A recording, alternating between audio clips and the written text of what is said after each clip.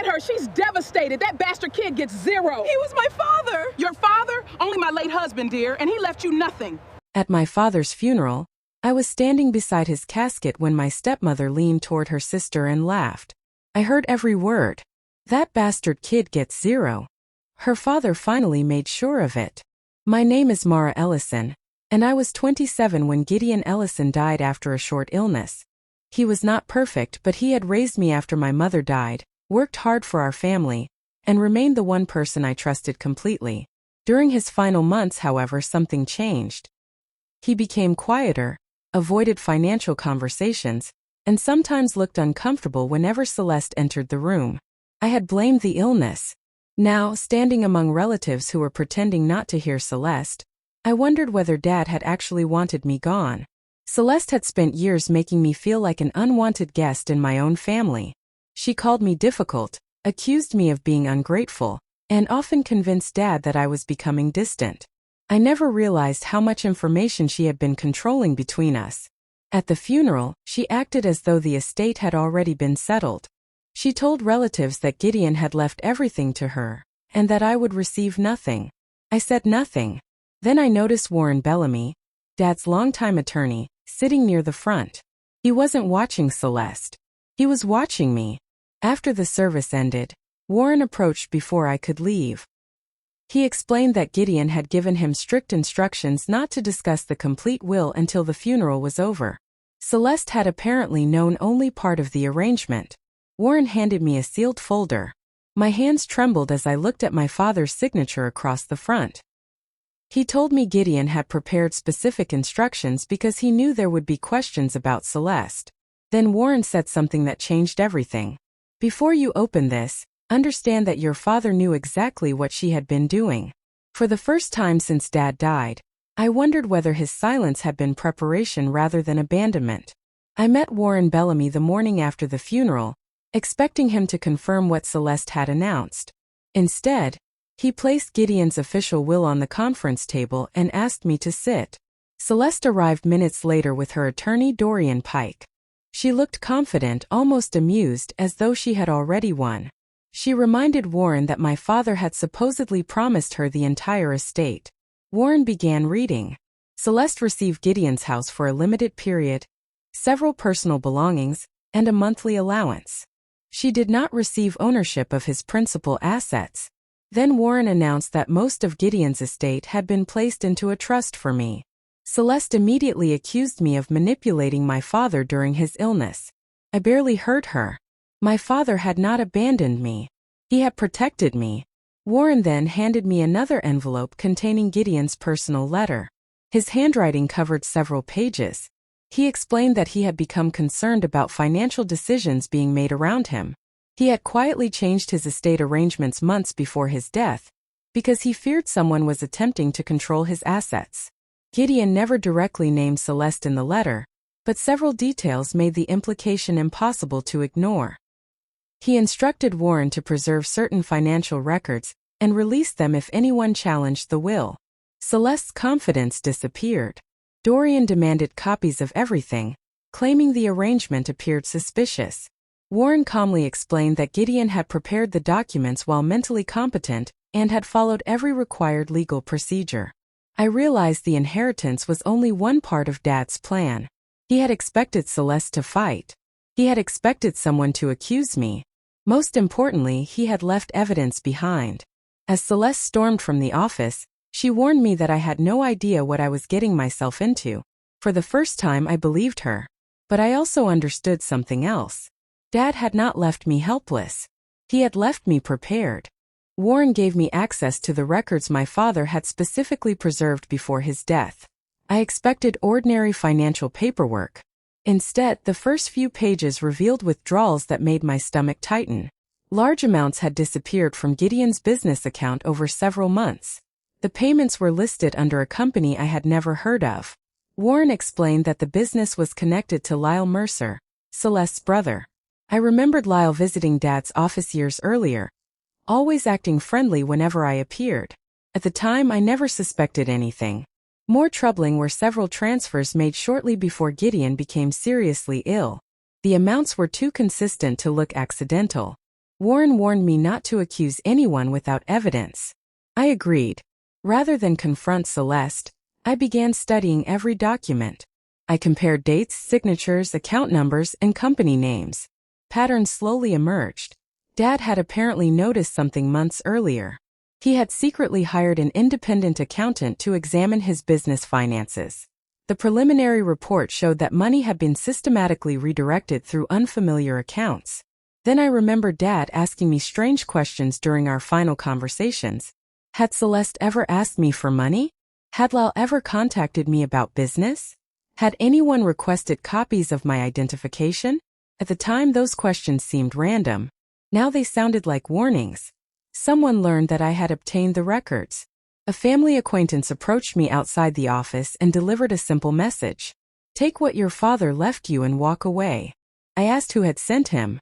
He refused to answer. I could have accepted the inheritance and disappeared. Instead, I decided to uncover exactly what happened to Dad. For the first time, I wasn't fighting for money. I was fighting for the truth. I returned to my father's house to collect the belongings he had specifically mentioned before his death. Celeste was already inside, sorting through drawers and boxes as though the property belonged entirely to her. She told me Gideon had promised certain items verbally. I asked whether she had anything in writing. Her expression hardened. The argument became tense when I asked about his study. Several filing cabinets were empty, and the shelves looked strangely disturbed. Celeste claimed Gideon had destroyed old paperwork because he disliked clutter. I didn't believe her. My father had always kept important documents organized. He even labeled ordinary folders with dates and descriptions. While searching quietly, I remembered something from my childhood. Gideon used to hide sentimental objects inside books because he believed nobody would bother looking there. I checked an old woodworking manual. A folded note slipped between the pages. My heart raced when I recognized his handwriting. The message contained only a storage location and a key reference for his workshop. I immediately understood that Dad had hidden something somewhere else. Celeste noticed the paper in my hand. Her face changed. She asked what I had found. I folded the note and told her it was nothing important. She didn't believe me. As I walked toward the front door, she followed me. Then she stopped me with a sentence I couldn't ignore. Your father never told you what really happened to your mother either, did he? I froze. Celeste had never discussed my mother before. That single remark suddenly made my childhood memories feel incomplete. I turned around and asked what she meant. Celeste refused to explain. She simply smiled and told me some truths were better left buried. I left without another word, gripping Dad's note inside my pocket. Whatever was hidden at the workshop suddenly mattered more than the inheritance. The next morning, I met Warren at Dad's old workshop. The building looked exactly as I remembered it, with dusty tools, unfinished furniture, and the faint smell of sawdust still hanging in the air. We searched according to the instructions written on Gideon's note. Behind a stack of lumber, we found a small metal box secured with an old combination lock. Warren helped me open it. Inside were bank statements, contracts, handwritten notes, and a photograph.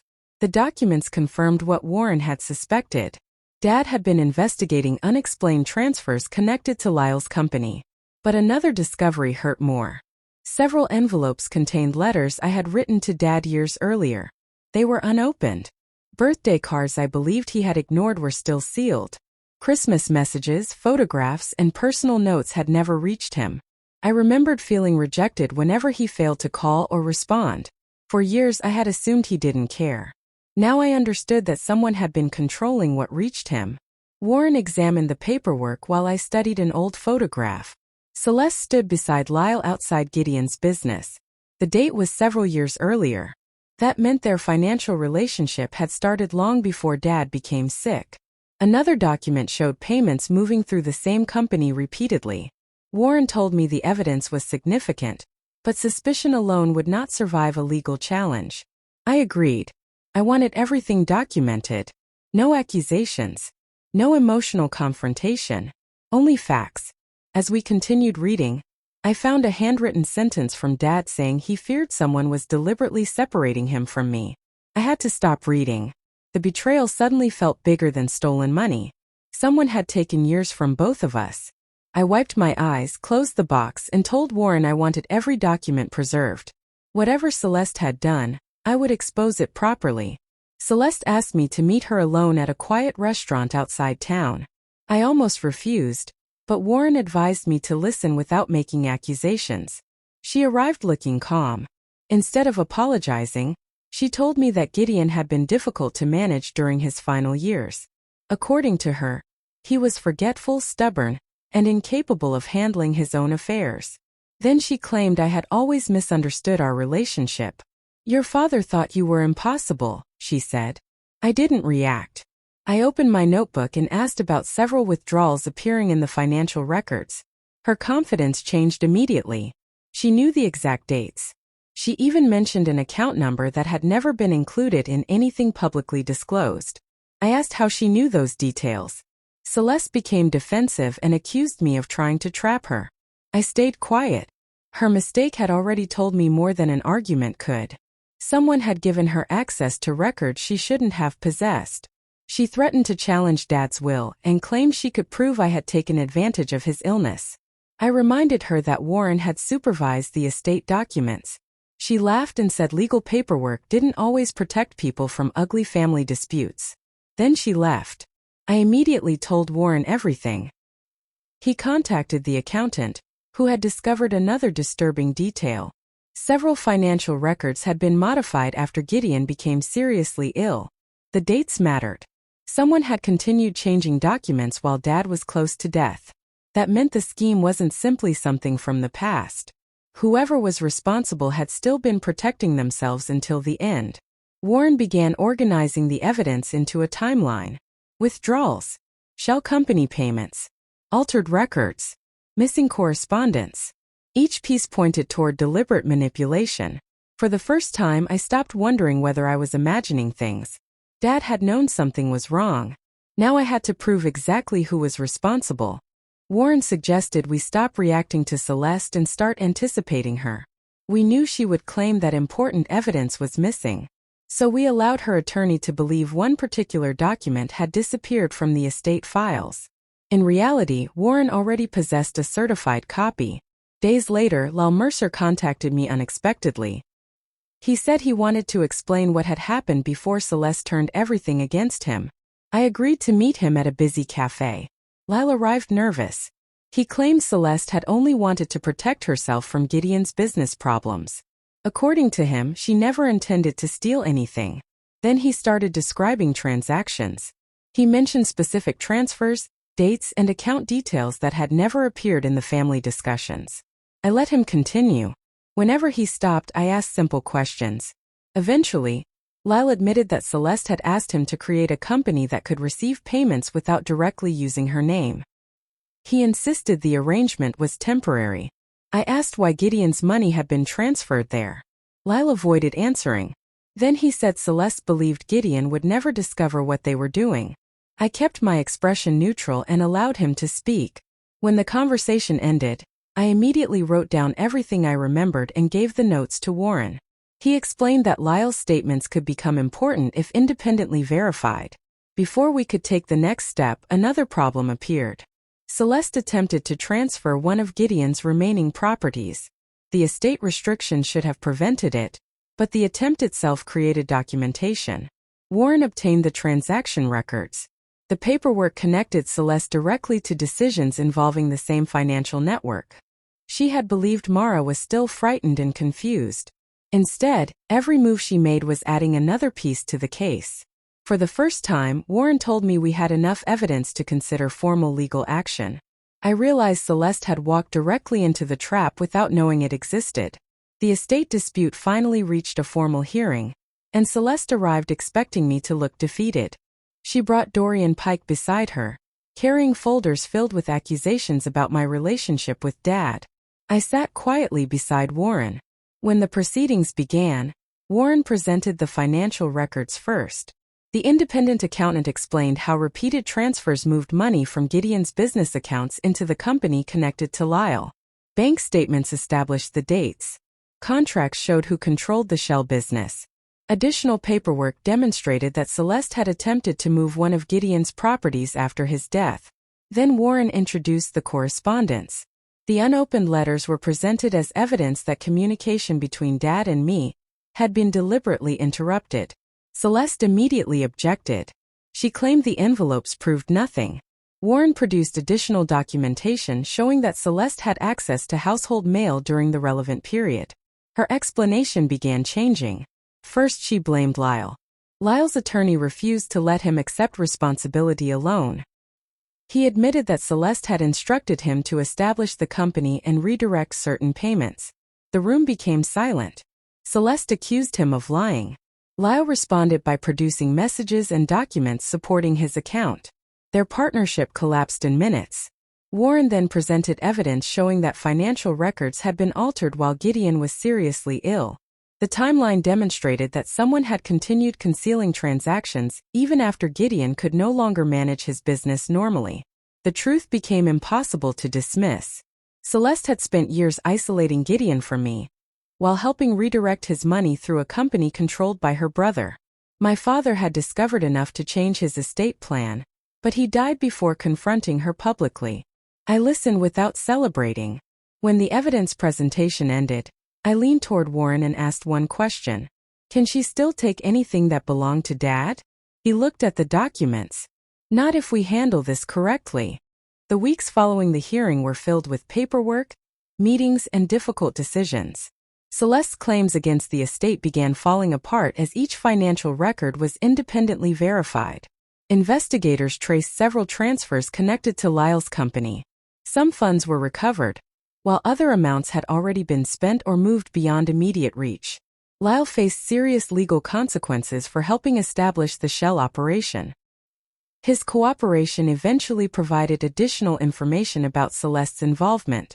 Celeste lost control over Gideon's business assets and could no longer treat his property as her personal possession.